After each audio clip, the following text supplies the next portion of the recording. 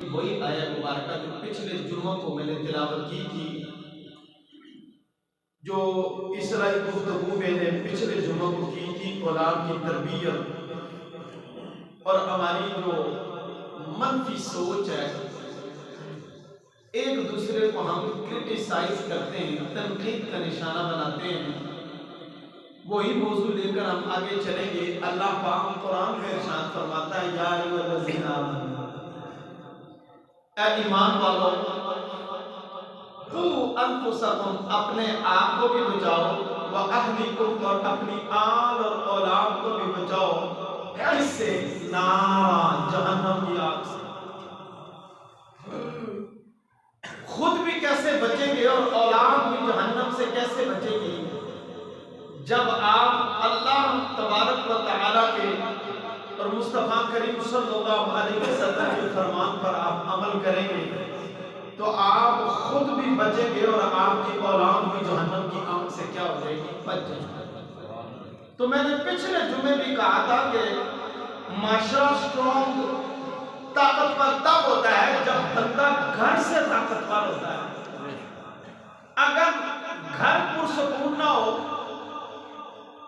مطمئن نہ ہو انسان، تو پھر انسان خود ہی ڈگمگاتا ہے، خود ہی انسان جو ہے وہ اپنے پاؤں پر کھڑا نہیں ہو سکتا۔ وہ معاشرے کو، قوم کو اپنے قدموں پر کیسے کھڑا کر سکے گا؟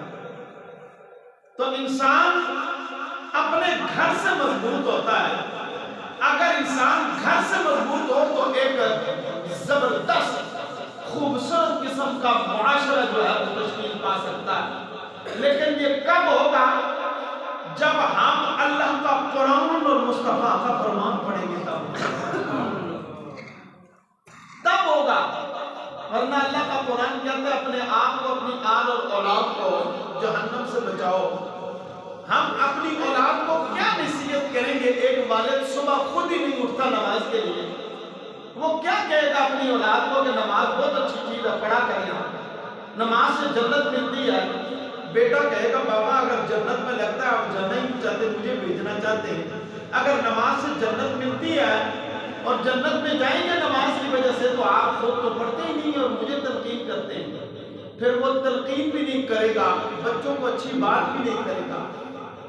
اس لیے میرے نبی کریم صلی اللہ علیہ وسلم نے فرمایا اولاد کو 3 چیزیں سکھاؤ، اللہ کا قرآن، مصطفیٰ کی محبت اور اہل بیت کی محبت سکھاؤ۔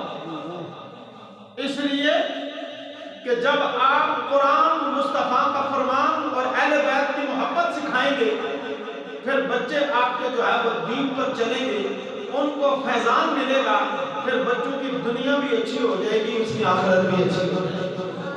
تو میں نے آپ کو کہا تھا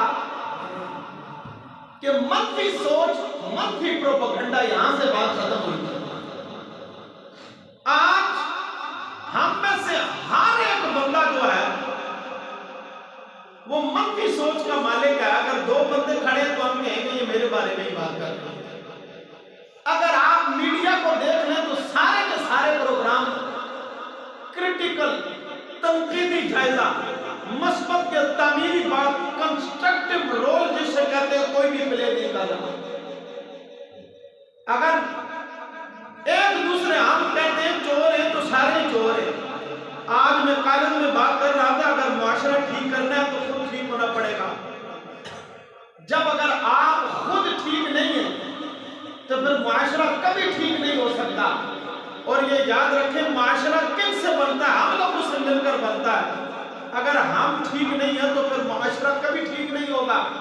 اور یہ یاد رکھیں، ایمان سے بتائیں، جہاں کھڑے ہوں، جہاں بیٹھیں، جس چوراہے پر ہوں، مسجد ہو، راستہ ہو، کوئی حال ہو، سکول ہو، کالج ہو، یونیورسٹی ہو، ہم ایک دوسرے کی برائیاں بیان کرتے ہیں، غیبتیں کرتے ہیں، ایک دوسرے کی پگڑیاں اور عزتیں اچھالتے ہیں۔ مجھے ایمان سے بتاؤ، جب کسی کی عزت اچھالنے لگو، کسی کی غیبت کرنے لگو، کسی کا عیب بتانے لگو، تو ذرا اپنی میڈیٹیشن اور مراقبہ کر لیں۔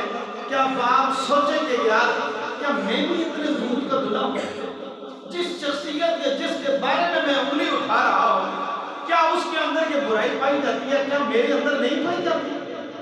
کیا میں واقعی اتنا صاف اور ستھرا ہوں کہ میں اگلے کو اتنی بات کہہ سکوں؟ ہم تو الانسان مرکب من الخطاء والنسیان، انسان تو غلطی اور بھول سے مل کر بنا ہے، تو اس لیے خطائیں غلطیاں تو انسان سے ہوا کرتی ہیں، مگر یاد رکھیں اللہ پاک دو چیزوں کو کبھی رد نہیں فرماتا۔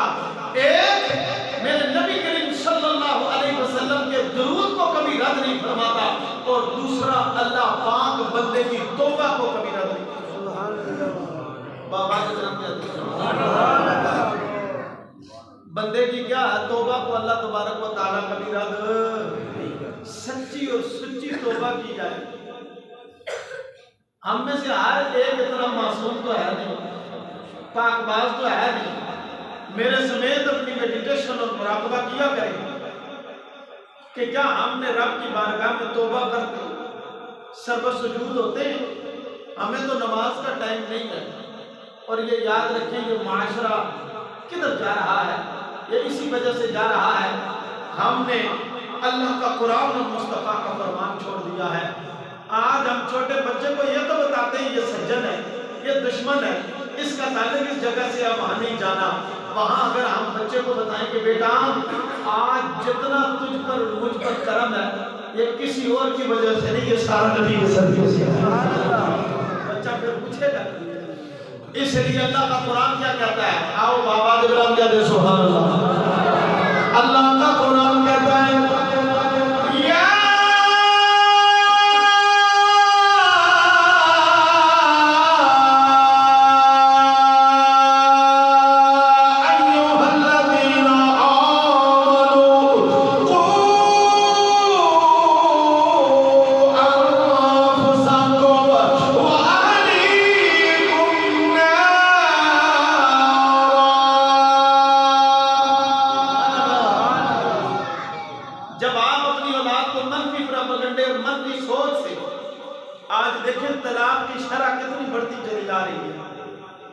طلاق کی شرح کتنی بڑھتی چلی جا رہی ہے۔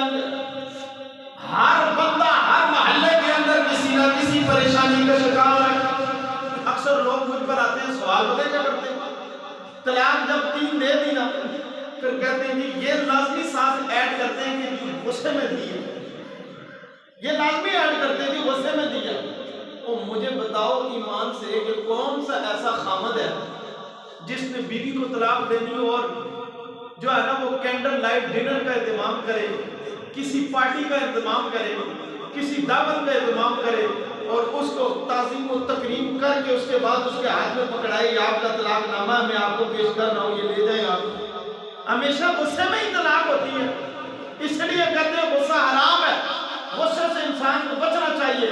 لیکن اس میں مردوں کو کہوں گا کہ وہ تھوڑے اپنے اندر مضبوطی پیدا کریں گے۔ یہ طلاق کی گرہ اللہ پاک نے آپ کے پاس رکھی ہے۔ الرجال قوامون علی النساء، مرد عورتوں پر حاکم اسی وجہ سے کہ ان کے اعصاب بڑے مضبوط ہیں۔ پھر فرمایا عورت ناقص العقل ہے، ٹیڑھی پسلی سے پیدا کی گئی ہے۔ میرے نبی کریم صلی اللہ علیہ وسلم نے فرمایا کہ یہ شیشیاں ہیں، اگر ان کو ٹھوکر ماریں گے تو یہ ٹوٹ جائیں گی، اگر ان کو سیدھا کرنے کی کوشش کریں گے تب بھی ٹوٹ جائیں گی۔ بڑی حکمت کے ساتھ ان کے ساتھ چلنا ہے، اپنا وقت گزارنا ہے، ورنہ آپ نے دیکھا ہوگا کہ یہ عورتیں اتنی کم عقل ہوتی ہیں۔ یہ میں سب کی بات نہیں کر رہا، عورتوں کی بڑی شان ہے، کبھی ان کا ذکر ہوا تو پھر کریں گے آپ، ورنہ لڑائی ہو جائے جھگڑا ہو جائے تو کہتی ہیں دے اگر مرد کا بچہ تو مجھے طلاق دے دو۔ جب مرد کو بار بار تیش دیں گے، بند گلی کے نوس میں بند کر دیں گے، تو وہ اگر غصے میں 3 دفعہ طلاق دے بھی دیتا ہے نا تو پھر جب طلاق دے دیتا ہے تو وہاں ہی جو ہے نا وہ سر اور سارا چیخنا چلانا شروع ہو جاتی ہے کہ میرے ساتھ ظلم و ستم ہو گیا۔ بھائی آپ خود مانگ رہی تھی۔ تو اس لیے جب ایسے معاملات آ جائیں تو غصے پر قابو کریں، اور 3 طلاقیں بیک وقت کبھی بھی نہیں دینی چاہیے۔ اور یہ یاد رکھیں ایک دیں آپ، بہت ہی کوئی مجبوری ہو تو بہت ہی مجبوری ہو تو 2 دیں آپ۔ ایک طلاق دینے کے بعد اگر 3 مہینے گزر جائیں نا، رجوع نہ ہونا تو بیوی دوسرے سے نکاح بھی کر سکتی ہے، لیکن آپشن رہتا ہے کہ واپس اسی مرد سے نکاح کرنا چاہے تو بغیر حلالے کے نکاح کر سکتا ہے،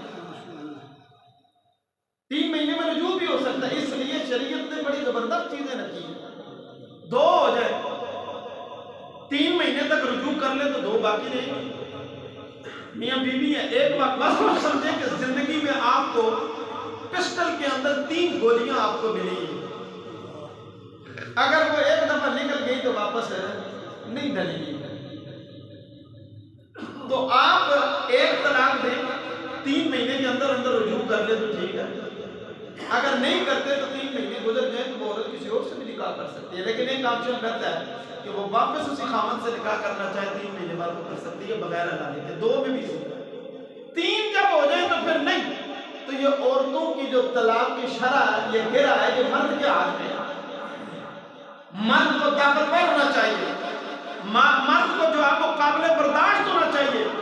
آؤ میں ایک روایت سناتا ہوں، بابا غلام کہتے سبحان اللہ، جن کی عورتیں بڑی بد زبان ہوتی ہیں، جن کی عورتیں بڑی سخت ہوتی ہیں، اللہ پاک اس کا بھی اجر عطا فرماتا ہے۔